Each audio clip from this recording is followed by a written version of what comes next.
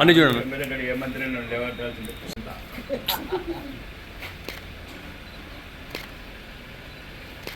Right.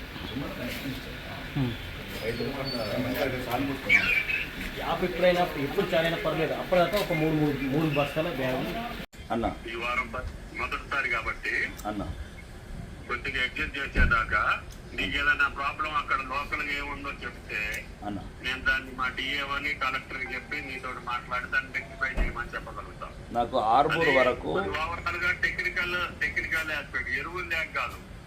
అదే నాకు అర్థమైంది అన్న. ఎరువులు ఉన్నాయని స్టేట్మెంట్ కూడా చూశాను నేను.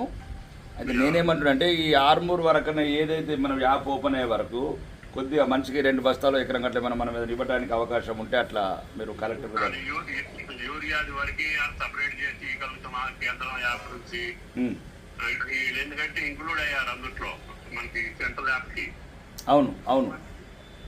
వాళ్ళ దగ్గర నుంచే రావాలి అంటే దేశవ్యాప్తంగా కాబట్టి కొద్దిగా ఇనిషియల్ బ్రీతింగ్స్ ఉంటాయి కదా కొద్దిగా. అవునన్నా నేనేమంటున్నా అంటే ఆర్మూర్ వరకు రైతులది కొద్దిగా ఇవాళ ఆదివారం అధికారులేమో వీళ్ళు గోపి కూడా లీవ్ లో ఉండు అన్న.